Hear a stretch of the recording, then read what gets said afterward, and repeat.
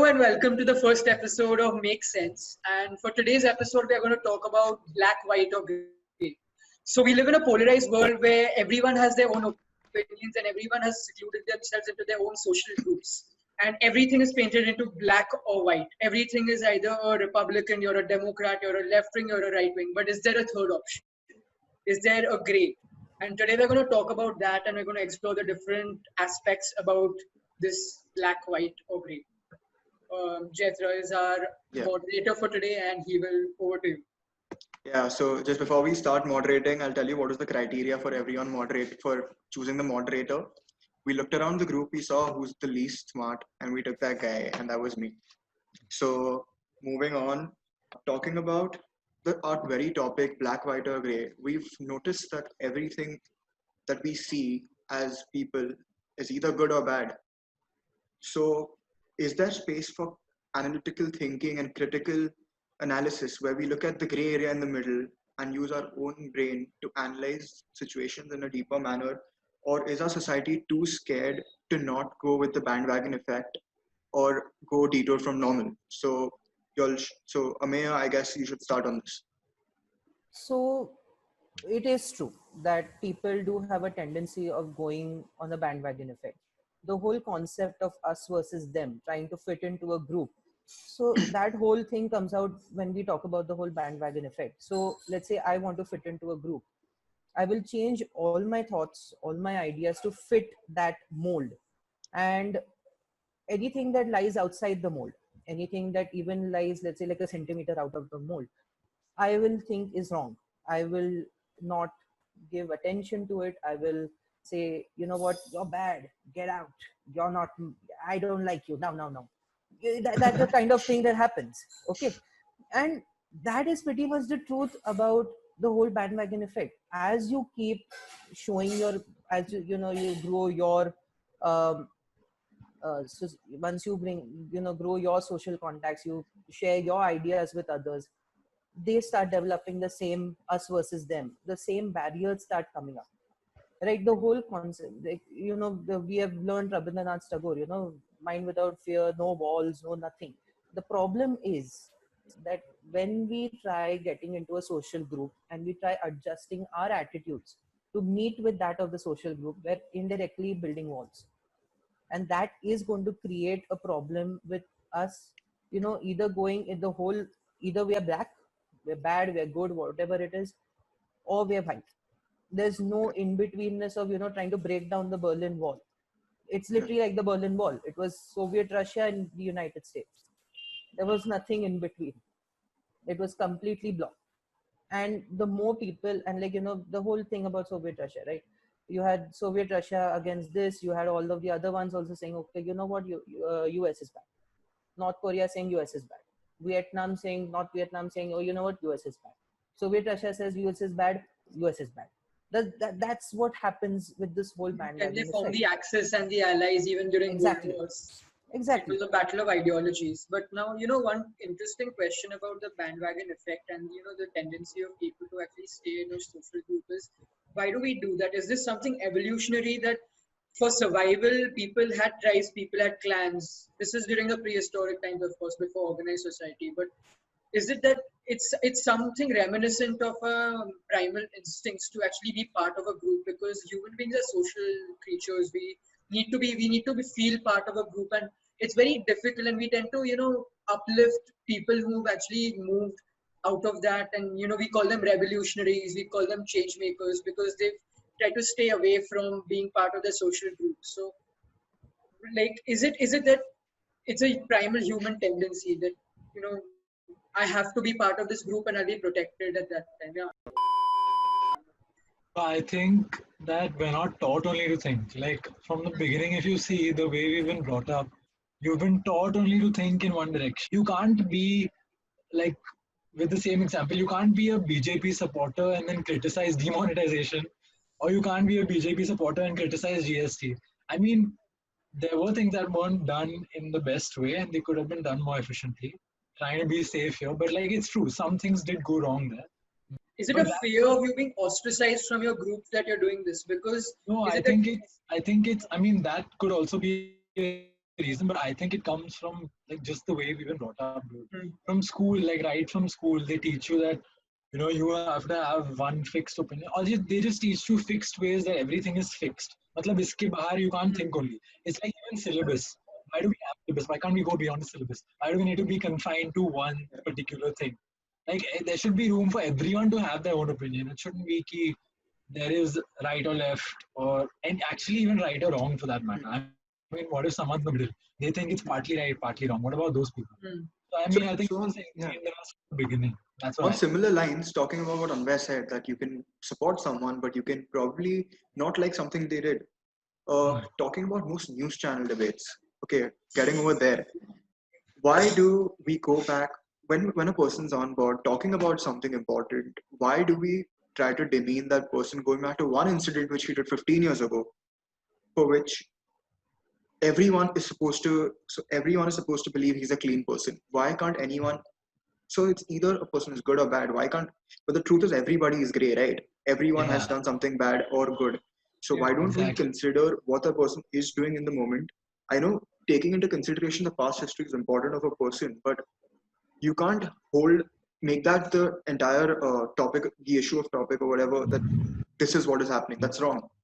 So what do we do here in this space? I want to know. So another thought that came into my mind was, what are these parameters for deciding what is wrong or right?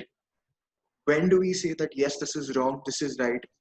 Do I so for me something might be wrong, but what I'm doing to someone might be wrong for him on the other end, right? Because it's just the opposite reaction for him. So how do we deal with this? And like, if y'all could shed some light on past issues that have happened with this and how people have reacted to this entire thing. Yeah, so talking about what is right, what is wrong, there's something that comes with what your moral compass is. So there's something called consequential morality, where your morals differ from based on what situation you're in. This is like similar to I actually was talking to Jaitra about this earlier, but it's about that there are five people on a railway track and you're on the train, and you have the option of change switching the track, and there's one person over there, and then who do you save? Do you save the five people, or then do you kill that one person and save the five people? That's an example of, say, consequential morality. And I'll give you a better example. Say if you're over there and there are five people on the track, and there's a really really big fat person next to you, and you're standing over a bridge and the train is coming, and if it's a wagon, so if you push that person down, it'll stop that wagon, and you will you know you'll save those five people. Now, a lot of people would say that I wouldn't do that because there's no fault of that person. But now, if I put you in the previous situation where you've got five versus one, there are five people on the track, and then there's one person over here, then you would actually take the opportunity to weigh out your options. That I'd actually probably switch the tracks and maybe sacrifice that one person, but let those five people die. So over here, your moral principles sort of change. So in terms of talking about what defines good or bad and what defines your parameters, if you look at it in terms of what your moral principles are, it changes based on what the situation is, and a lot of people fail to understand this. It's always painted as, this is the moral code, these are the 10 commandments, you have to follow these 10 commandments, and that's it, no looking around. But that's not always the case. Now see, if tomorrow that one person on the other side of the track is, say, your brother, your mother, your family member, then you'd obviously, by virtue of, because that person is that, you would actually not mind sacrificing those five people just to save that one person you love. But that does not make you less moral or more moral than what you would have done if that person was a complete stranger, right? So it's very subjective on what you define as your parameters as to what is black and what is white. So talking on the point of a moral compass, we often, we criticize, after World War One ended, the whole blockade that happened for Germany, right? Germany was pretty much ramshackle. The reason why, they went behind a guy as fanatical as Hitler was because Germany was ruined after World War One. Now, for Hitler, as his own thing, going to war with these guys and taking back what was rightfully his was right by his moral compass, wasn't right by the others. We don't find it right today. The whole thing about him going against the Jews, and frankly speaking, that guy deserved worse than death for whatever he did to them. That is something I'm very clear about. But today, why is it that we condemn him, but we don't condemn the Belgian King Leopold, who caused the death of 15 million Africans. African Americans? Why do we not condemn the US that caused the whole, basically, the South? Why? It's the US, that's why. Or because it's Belgium, that's why. Churchill, for that matter, he refused to divert Churchill, supplies to Bengal. for example, the whole Great Darbar, the Grand Darbar that happened when Victoria was made the Empress, right? India was ravaged by a famine at that time, right? Dalhousie pretty much poured, not, was it Dalhousie or, sorry, Curzon, Lord Curzon. Lord Curzon poured a lot of money into that Great Darbar, Grand Darbar. I'm not 100% sure what it is called. That we'll figure out. But for him, it was right. He was doing it for his queen. He was doing it for his empress. When we look at it as Indians, 2 million people died because of that famine, all because of a grand darbar and a celebration for one. What's the moral compass in this type of a situation? He was right with what he was doing. Maybe if he hadn't done something like that, he would have been penalized and sacrificed, very frankly. Maybe his position would have gone. Maybe people would have looked down upon him. He would not have gotten a promotion maybe down the line. You never know. While we are talking about having a moral compass, while we're talking about this, the problem is a moral compass changes even in an individual, the moral compass changes. And this change can happen within a month, it can happen within a year, it can happen within a decade. Every situation counts. So by trying to say, like how Rahil said, if it's your brother, if it's your mother on the train track, you're going to protect her. You're not going to protect the other 5. Hell, if all 6 of them who are lying on the train track is going to be going to be of your family, I'll derail the train. The thing is that what exactly do we define as a moral compass? How can we as humans, we ourselves don't know what we want? How can we as humans know what others want? You tell me today, what do all 3 of us, all 4 of us rather, are students. Today tell me that, are we all 100%, 100% sure that this is what our future is going to be, or this is what our goal is going to be in life?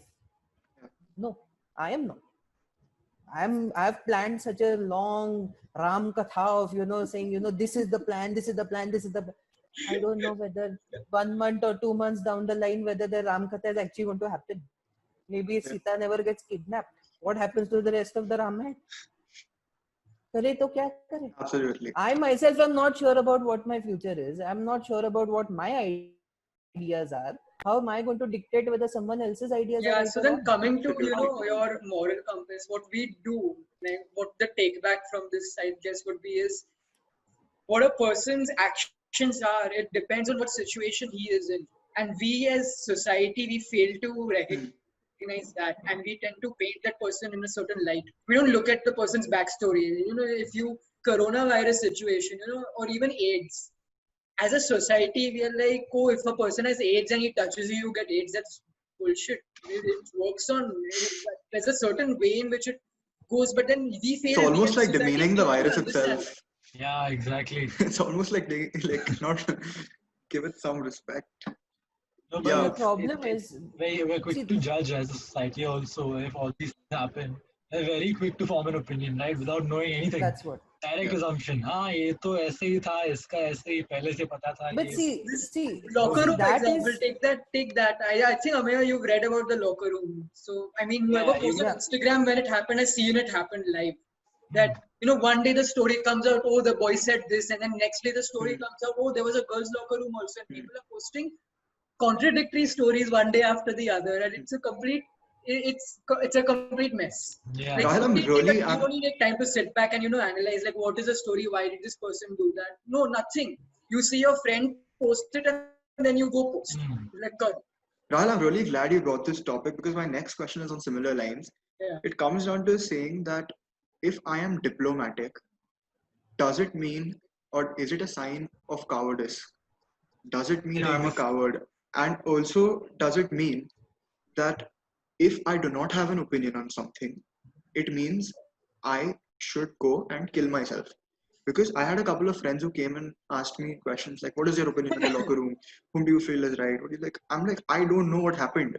I'm not going to trust a bunch of a legion of 14-year-olds, 15-year-olds who are just rampantly going out and spreading wildfire on the internet and believe them with what they're saying. They may be right, they may be right, they may be wrong. I don't know what and what is wrong if I don't have an opinion on it. I came out to speak on it later when I sort of read about it, but then weighing both sides of it, it's just not fair to demean someone. And I was against demeaning someone on the internet. If you want to go get justice, go find, go take help, go take solace from the Legal system. legal system. Do not. You have no right. What your reaction is causing more damage than the action in the first place. Yeah, actually, I Yeah, forgot what like, I go was ahead. gonna say. I forgot. No, but Okay, I remembered now. I remember now. go ahead. I was just gonna say that, like, see, with all these things that happen, and there's so much, like, to the information that's available, most of it is not trustworthy. There's very Yeah. little that's actually trustworthy to actually understand what a certain situation, incident is about. So, for example, for this locker room thing, there were so many Instagram posts. Now we don't know which one is true or not. And some posts can get popular, so we see, acha, this has like 10K likes, or the page is verified, so must be legit. But we don't know the legitimacy of the news or the information that that person is putting out. So it's hard to, first of all, verify. Secondly, most people don't form their opinion based on full information or full after knowing the full facts of whatever has happened.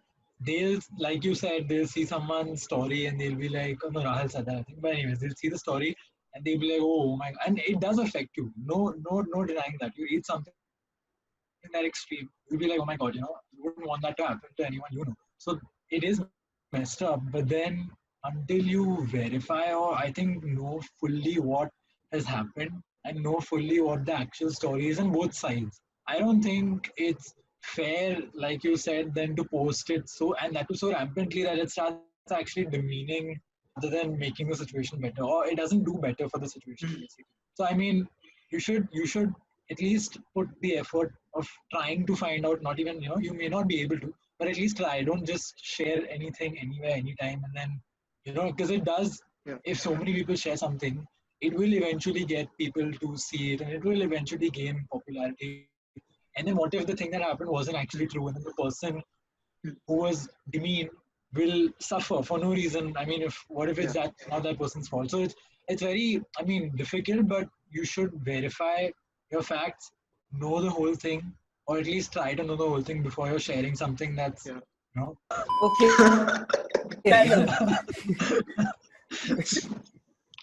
But anyways, As thanks a we lot, spoke guys, about for the timing. Yeah. yeah. Anyways, thanks a lot, guys, for watching this entire video. If you're still here and if you liked what we do, go hit the like button, go subscribe, and follow Make Sense, because I guess we made our best effort to make sense as far as we could, and hope you like what we do. So thank you, bye bye, and have fun. Thank you.